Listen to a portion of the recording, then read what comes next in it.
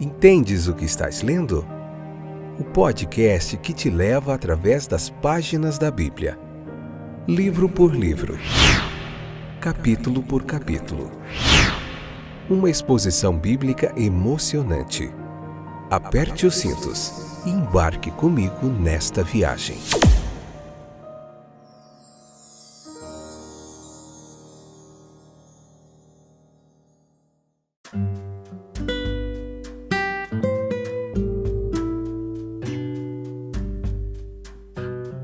Olá, aqui é o Fábio e estou de volta para mais um episódio do nosso podcast Entendes o que estás lendo? Hoje estamos em Gênesis 31, que beleza, episódio de número 48 do nosso podcast. Desde o começo de Gênesis nós temos já seguido um longo caminho, mas ainda temos um caminho ainda mais longo ainda pela frente, né? Muito ainda. Mas tem sido um momento muito joia de aprendizado da palavra de Deus. Estar em contato com a palavra de Deus, aprendendo a palavra de Deus, estar em contato com a vontade de Deus, né? A palavra de Deus nos revela a vontade de Deus. Então continue orando, continue acompanhando, para que Deus continue nos instruindo e nos ensinando, porque só o Espírito de Deus é quem pode nos capacitar, nos ensinar. Então vamos lá. Hoje nós vamos falar um pouquinho sobre a fuga de Jacó lá de Labão e o roubo dos terafins de Labão. Fica aí, não sai daí até o final. Fique conosco aí até o final, beleza? Então em Gênesis 31 nós vemos que Raquel ela roubou as imagens que eram de seu pai. Né? Essa é a primeira menção direta de imagens em conexão com a adoração que nós vemos relatado na Bíblia. Né? Embora a tradição fale de Nimrod como um idólatra também. Né? Labão os chama de seus deuses no verso 30. Ainda assim, ele e sua família conheciam o Senhor. Né? Essas imagens aí, chamada de terafim, tinham alguma semelhança com uma forma humana. Eram de diversos tamanhos, de materiais também diversos. A maneira do seu uso não é muito clara, mas ela é usada de alguma forma para adoração. Aparentemente não como uma rebelião intencional contra Deus, antes como uma ajuda para adorá-lo, mas uma ajuda escolhida por vontade própria. Foi o erro proibido no segundo mandamento, um afastamento do caminho de Abel, Noé, Abraão. Adorar ídolos é estar em desarmonia com as coisas espirituais e se tornar incapaz de perceber a presença de Deus. A caminhada com Deus ela vai se tornar menos estreita. Depois a vida ela vai se tornar irreal. Né? O efeito dessa adoração se reflete no caráter moral e na vida espiritual, exemplificado em Labão. Compare Labão, conforme apresentado em Gênesis 24, com o que ele parece agora. Lá ele é hospitaleiro, franco e liberal. Aqui ele é sórdido, mesquinho, enganoso, até com seu próprio sobrinho. Lá ele reconhece o Senhor como o Senhor da história que direciona todas as coisas. Labão e Betuel responderam: é evidente que o Senhor o trouxe até aqui. Sendo assim, não há nada que possamos dizer. Aqui está Rebeca, tome-a e leve-a com você, que ela seja mulher do filho do seu Senhor, como disse o Senhor, em Gênesis 24, 50. Aqui, no 31, ele já fala do Deus de seu pai e de meus deuses. O amor às riquezas não fez mais de Deus o primeiro em seus pensamentos. Assim, a adoração tornou-se uma coisa de tempos e estações, uma coisa separada da vida diária e, portanto, não possuindo nenhuma influência na vida dele. Assim muitas vezes acontece na igreja cristã, né? Muita atenção, ajudas externas, simbolismos extravagantes, né? Se tornam recursos envolvendo o Estado ou colocando a instituição acima de Deus e de sua palavra. Muitas vezes se tornando nuvens que fazem sombra e escondem a face de Deus. O ato de Raquel de roubar os terafins, por quê? Por que aconteceu isso? Alguns pensaram que era para afastar seu pai deles, mas provavelmente ela desejava fazer uso deles. Ela não conseguiu escapar da influência idólatra do seu pai Labão. Uma lição para os nossos tempos.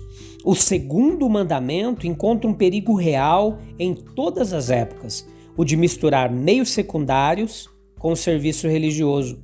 Os terafins, iguais os de Raquel lá de Labão, não nos tentam mais, mas em meio ao turbilhão da vida ativa, existem outros perigos, como de se apoiar demais em impressões externas para a vida espiritual, de cultivar as emoções em lugar de fervor espiritual, de colocar serviços religiosos ou trabalho no lugar de andar com Deus. Em meio a muitas atividades religiosas aparentes, a luta contra o eu e o crescimento na graça, eles podem se transformar em algo em segundo plano. Por isso, nós conhecemos muitas pessoas que trabalham muito para Deus, mas não têm tempo de se relacionar com Ele. Portanto, não conhecem o patrão para quem trabalham. Vivem uma religiosidade laboral sem profundidade na vida espiritual. Devemos tomar cuidado com isso. Jacó roubou sem saber a Labão. O sírio, Labão, ele é chamado de sírio por ser arameu. E os arameus, eles viveram onde hoje é a Turquia, ali, parte da Síria, naquela região. E temos aqui uma ótima lição sobre o mal da dissimulação, onde desavenças familiares, onde as coisas deste mundo prevalecem, separações feitas no espírito de dependência de Deus não rendem nenhum vínculo verdadeiro, mas antes fortalecem a afeição. A abordagem de Deus, nenhuma justificativa de Labão, muita imperfeição em Jacó. Ainda assim, o escudo da paciência e misericórdia divina é lançado sobre o homem que fez o voto de serviço, em quem sua graça ainda seria abundantemente revelada. A ação de Labão, ela foi controlada por Deus.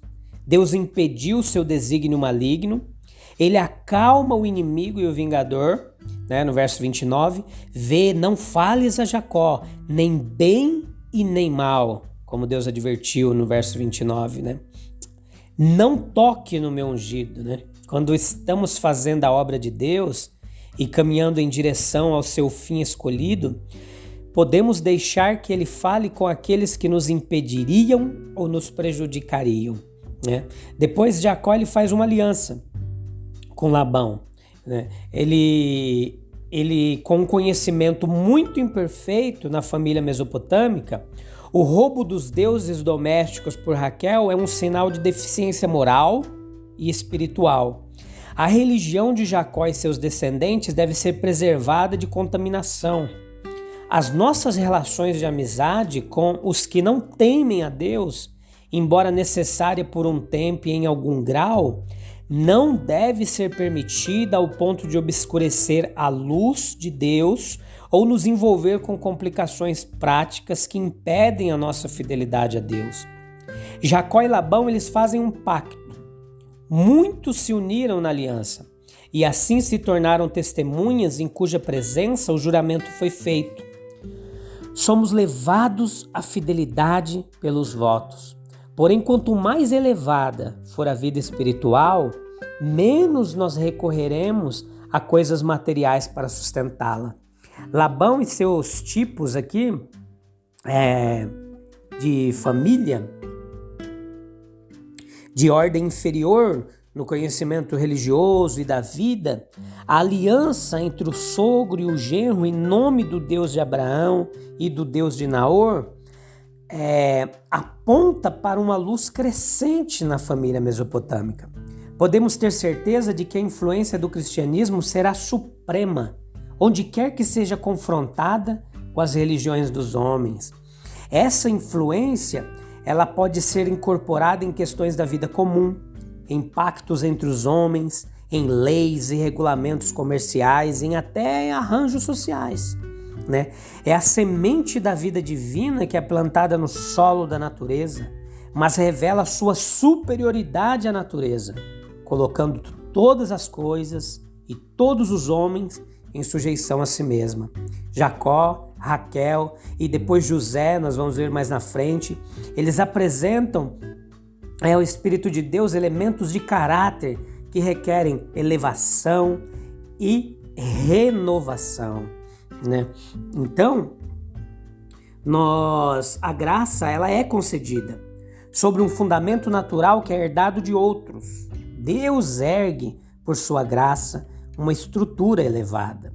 Um dos perigos espirituais aos quais as mentes, especialmente as privilegiadas, elas estão expostas e que podem tão facilmente cair no abuso de sua superior rapidez mental, em prejuízo de sua pureza moral e da simplicidade. Jacó e Labão, eles fizeram seu pacto juntos e erguendo seus monumentos de testemunho, que são outra ilustração da homenagem que até mesmo personagens muito imperfeitos prestam ao Deus da verdade. Eles apelam a Ele e o fazem na presença de um mundo que eles sabem que justificará a Deus e não ao pecador. Então Jacó se desvincula totalmente de Labão e agora ele é amadurecido e preparado por meio de anos de situações adversas aos quais passou, ele está pronto para uma nova fase, um novo ciclo do plano divino. E é isso que nós veremos no próximo episódio, o reencontro dele com Esaú, a sua mudança de nome para Israel. E agora ele não será mais conhecido como usurpador, e sim como príncipe de Deus. Beleza? Te espero no próximo episódio para nós continuarmos essa caminhada através da família de Abraão, passo a passo, pouco a pouco, através de Jacó, depois da vida de José, e nós vamos entender todo esse estabelecimento dessa família, da promessa de Deus, do plano redentor sendo traçado passo a passo, pouco a pouco. Beleza? Deus te abençoe, que você fique com Ele. Até breve. Tchau, tchau.